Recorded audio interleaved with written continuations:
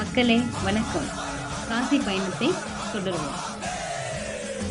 புண்ணிய ஸ்தலமான காசி பயணத்தை நாம் எவ்வளவு ஈஸியாக பயணிக்கும் முறையை இதோ உங்களுக்காக.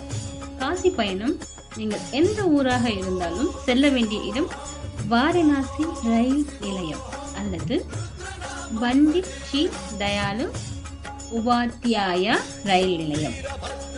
இந்த ரயில் நிலையத்திலிருந்து காசி விஸ்வநாதர் ஆலயத்திற்கு செல்வதற்கு ஆட்டோ குறைந்த செலவில் நிறைய உள்ளது. அது மட்டும் இல்லாமல் காசியில் தமிழர்களுக்கு தங்குவதற்கு குறைந்த செலவில் பாதுகாப்பான இடம் நாட்டுக்கோட்டை சத்திரம். கோவிலுக்கு மிக அருகாமையில் உள்ளது. காசி விஸ்வநாதர் ஆலயத்தில் இன்னும் பல அதிக முக்கியமான ஆலயங்கள் உள்ளன.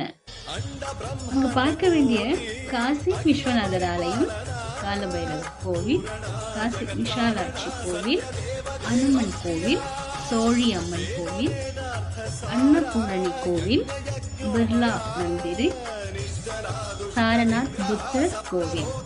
அது மட்டும் இல்லாமல் ஒரு அழகான அருங்காட்சியகம், சாரநாத் பனாரஸ் பட்டு அருங்காட்சியகம். இரவில் கண்ணுக்கு குளிர்ச்சியூட்டும் கங்கா ஆர்த்தி. பிறகு நமக்கு பிடிச்ச குழந்தைங்களுக்கும் நமக்கு ரொம்ப பிடித்த முக்கியமான ஒரு விஷயம் படகு சவாரி. இவைகள் முக்கியமான இடங்கள் ஆகும். அதன் பின்பு காசியிலிருந்து கயா 4 மணி நேரம், அலகாபாத் பிரயாகராஜ் 4 மணி